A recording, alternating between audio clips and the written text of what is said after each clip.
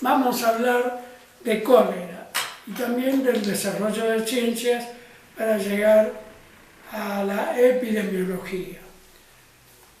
Si estimamos que el ser humano tiene unos 2.700.000 años, entendiendo como tal desde un origen a la transformación desde los simios a los australopitecos,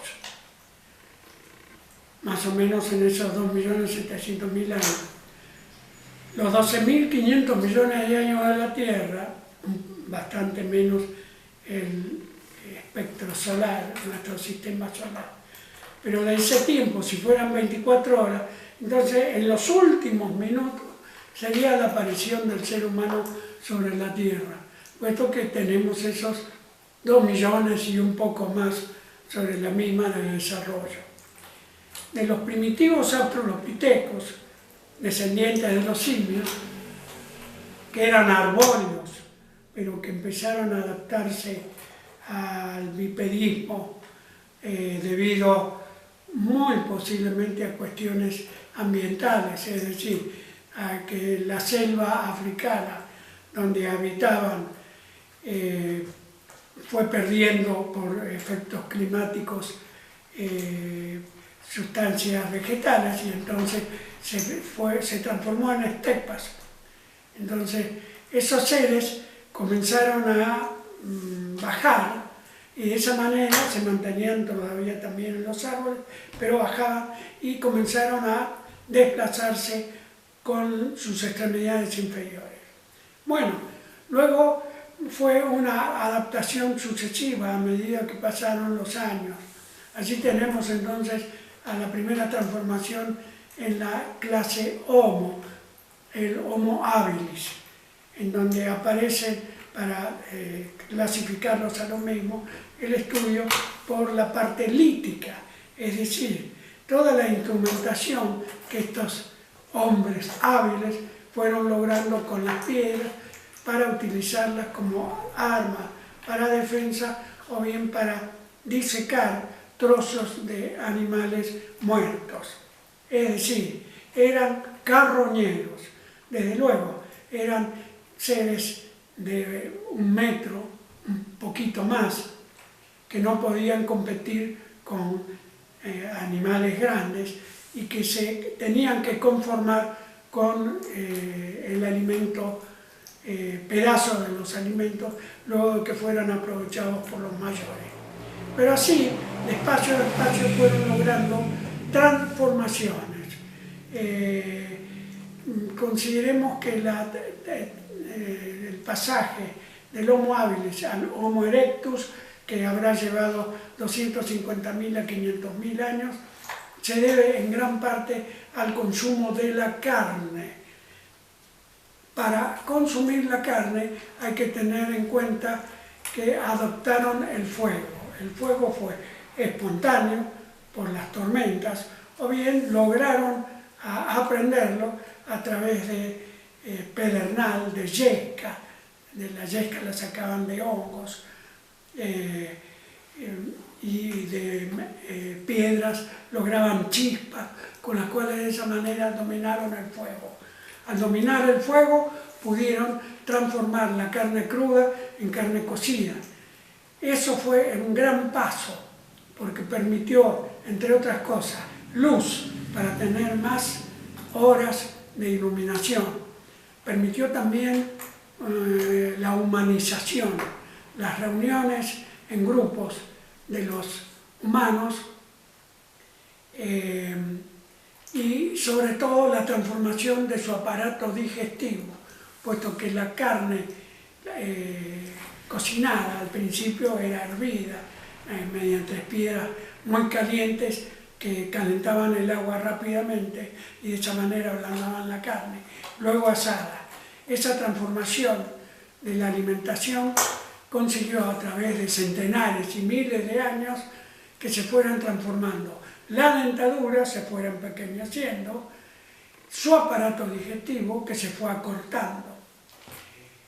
Toda la potencia que le fue dando la proteína y los glúcidos por transformación de la celulosa fueron permitiendo el desarrollo del cerebro, no solo de la parte ósea, la transformación ósea, el agrandamiento de la cabeza, sino también el agrandamiento del cerebro y la adquisición de determinadas áreas, como área de Broca y otras, que permitieron la articulación de sonidos. Entonces, las reuniones, la articulación de sonidos posibilitaron el habla, el entendimiento, la parte de humanización, la empatía. Se fue transformando entonces el Homo erectus, posteriormente el Homo sapiens. Todo esto ha llevado estos 3 millones de años aproximadamente.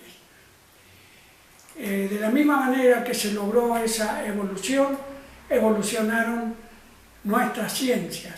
Es decir, al principio el ser humano hizo elementos muy simples, la aritmética para contar. ¿Qué? Contar una oveja, me debes una oveja, o bien 2 ovejas por un poco del trigo, es decir, lograron en estos últimos 20.000 años la agricultura.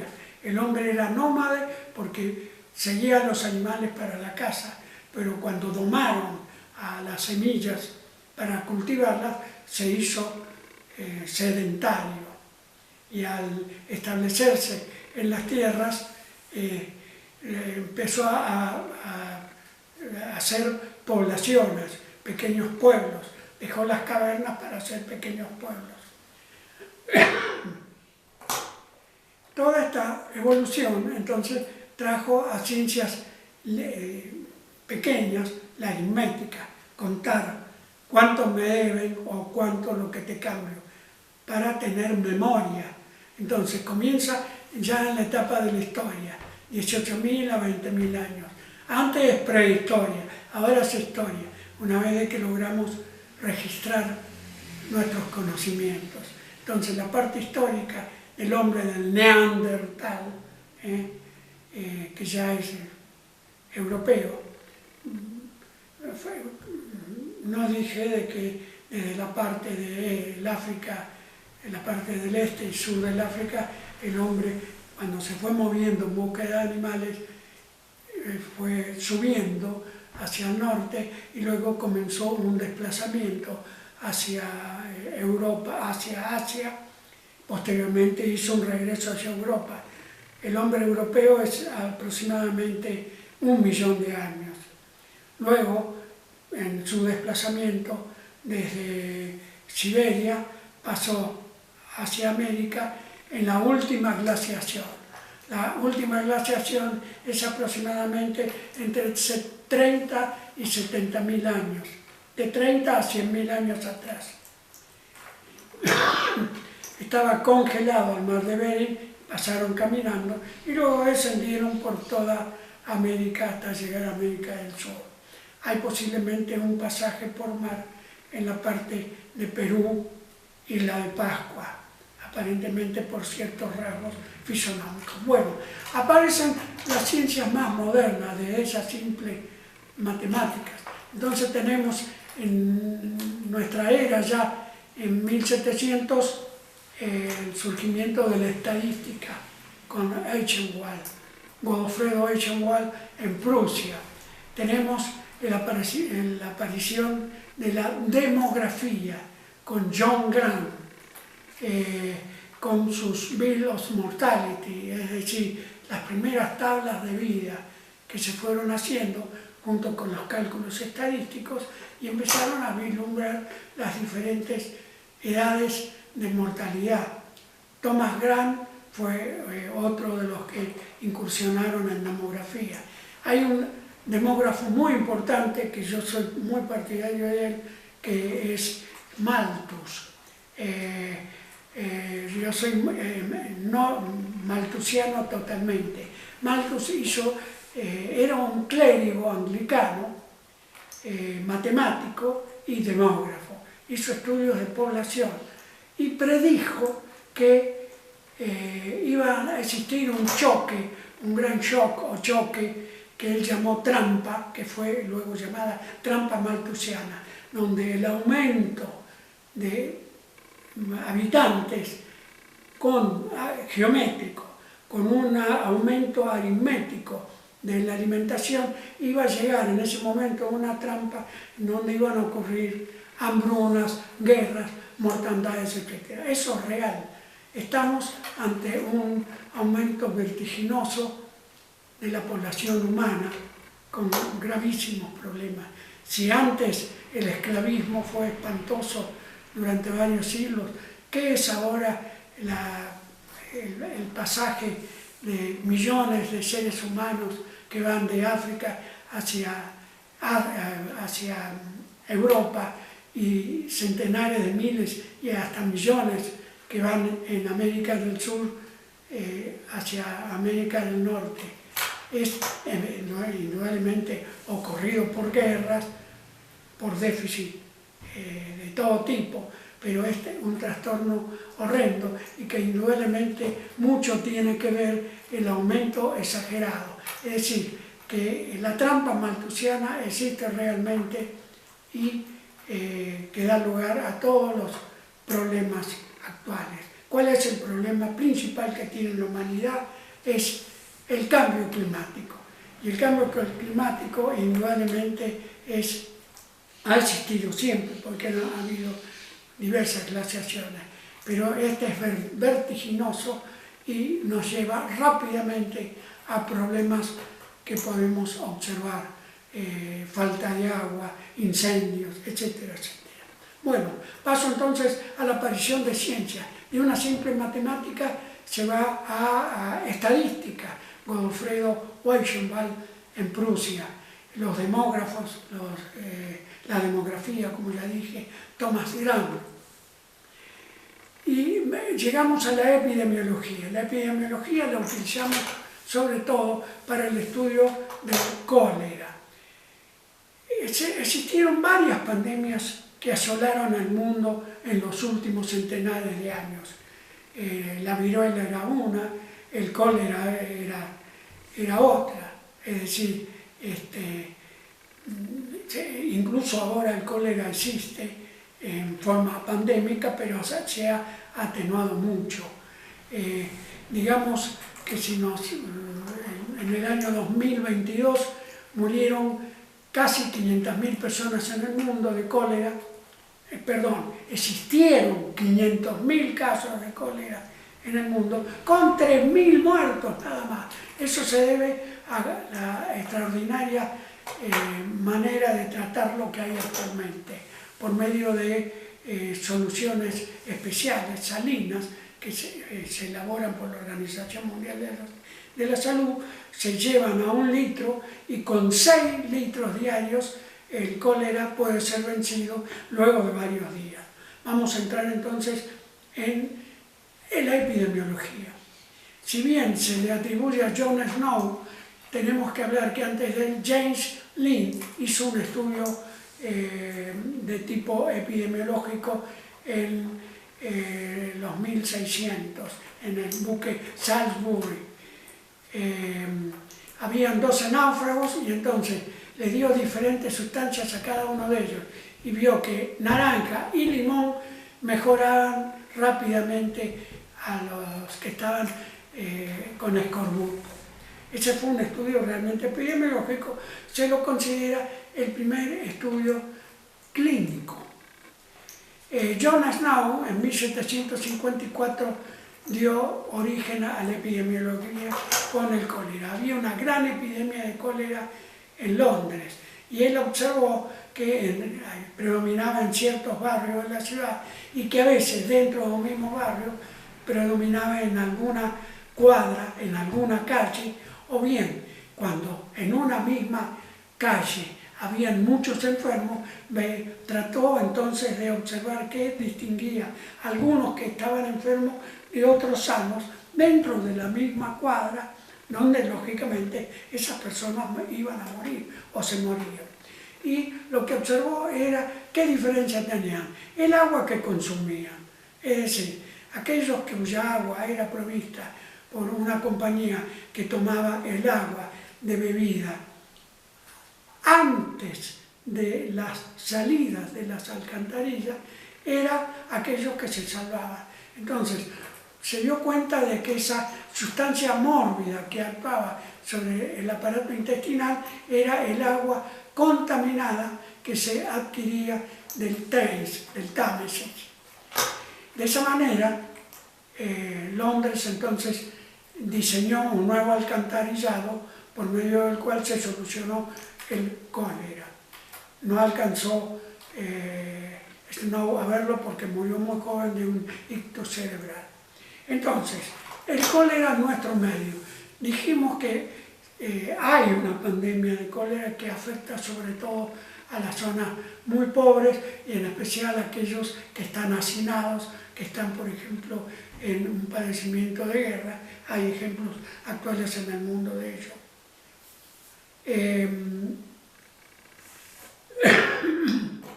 Es transmitido entonces por el agua de bebida contaminada con las heces humanas y la causante es el vibrión colérico.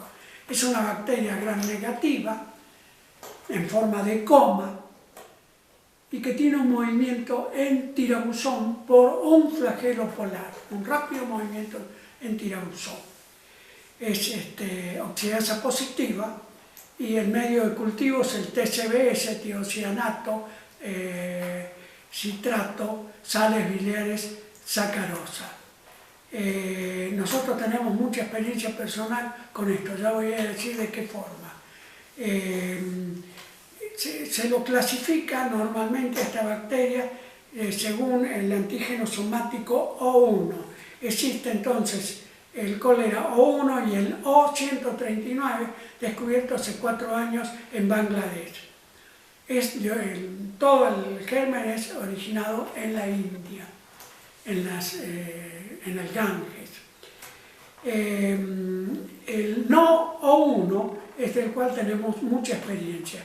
Digamos que afecta a humanos no epidémicamente, sino a personas que están con una afección, por ejemplo, cirrosis, cáncer, etc. Son muy poco comunes, casi no hay experiencia, no conocemos en nuestro país que se haya estudiado en seres humanos esto, pero sí tenemos una gran experiencia nosotros. Fuimos los primeros en demostrar, y eso en el mundo, presentamos un trabajo en el Congreso Mundial de Microbiología de Manchester, donde solucionamos un problema. Se trataban de 800 novillos, de los cuales 200 habían muertos. Tenían enormes ganglios mesentéricos, de los cuales logramos el cultivo de esta bacteria, que fue identificada luego en el Instituto Malbrán. Posteriormente reproducimos también estos trabajos en mortalidad por chinchilla y sobre todo en un caso muy interesante de un tambo, una serie de tambos de 10.000 animales, 10.000 vacas de tambo. Por supuesto son varios tambos que están conectados, que pertenecen a un único dueño, que están manejados por distintos profesionales. Nos llevaban porque las vacas campeonas argentinas morían, eran animales de gran producción láctea, lo cual las estresaba. No morían los animales comunes, los de la composición de leche diaria normal, sí aquellas de 30 litros o de una cantidad muy grande, es decir, que estaban estresadas. Logramos el cultivo de la bacteria y la aislamos también del agua de bebida. El agua de bebida de estos campos es muy salobre, pH 8,5. Llegamos a la conclusión que son animales, son aves que transportan estas bacterias desde otros lugares, lo eliminan en el agua donde van a beber estos animales y de esa manera las estresadas se morían. Entonces llegamos a la conclusión que el Vibrio cólera no O1, porque este es el que no es epidémico de diarreas en humanos, y sí mortal para animales, el no O1 es invasivo. En cambio, el Vibrio cólera provocante de diarrea es una bacteria que ingerida se localiza en el intestino, elimina la exotoxina, que es aproximadamente 84 kilodaltones, de los cuales tiene una parte pentamédica que se sitúa sobre gangliósidos GM1, es un pentámero que elimina dos partes de toxina A que penetran en las células de la mucosa, se separan entre sí y actúan sobre el EMP cíclico, determinando un canal iónico de salida de agua junto con sales. Entonces hay una intensa deshidratación. Todo eso trae hemoconcentración, choque y muerte, rápida muerte.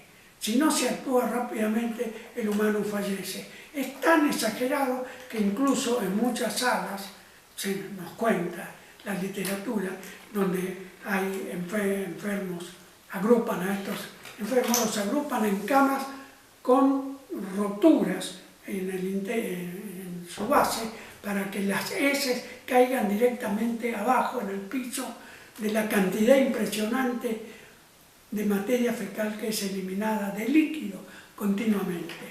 De ahí entonces que se necesiten litros diarios de agua para reponer la cantidad perdida. Y por supuesto, también se hace una toma de soluciones salinas por vía endovenosa y con antibióticos. En Argentina, en el año 1867 y 1868, en épocas de la guerra de la Triple Alianza, hubo una epidemia de cólera bastante importante. Hubo después otra epidemia importante en 1886, que provocó 15.000 muertes. Fue un barco que entró, que paró en la boca, y a partir de un enfermo se produjo todo este problema que duró un par de años en resolverse la epidemia con 15.000 muertos. Luego tenemos en el siglo XX, en 1915, nuevamente una epidemia de importancia con 5.000 muertos, y la última fue muy hace poco, fue en 1991 a 1996, que fue una epidemia que comenzó en Chimbote, un puerto peruano, un barco asiático, donde los enfermos, al eliminarse las heces al mar de la bahía, contaminaron peces. Entonces la comida de esos peces, que se acostumbra a hacer sushi no cocinado, trajo la epidemia en Perú, fue bajando por toda la costa, entró también en Chile, en Argentina. Pero en Argentina entró primero desde Bolivia. Duró entre 1991 a 1996 con varios centenares de casos y aproximadamente 60 muertos para toda la época. Bueno, queda así entonces. Tenemos que decir los epidemiólogos argentinos. Voy a hablar primero no de un epidemiólogo, sino de un gran sanitarista, el doctor Carlos Neri, Aldo Carlos Neri, gran profesor de salud pública que venero propiamente y que recuerdo con cariño, que nos formó a todos los sanitaristas del país. Y a don Carlos Urquizo, Urquijo, el gran epidemiólogo, autor de un maravilloso libro argentino que son Nociones Básicas de Epidemiología General, de Editorial Eudeva, que recomendamos su lectura. Muy bien, muchas gracias.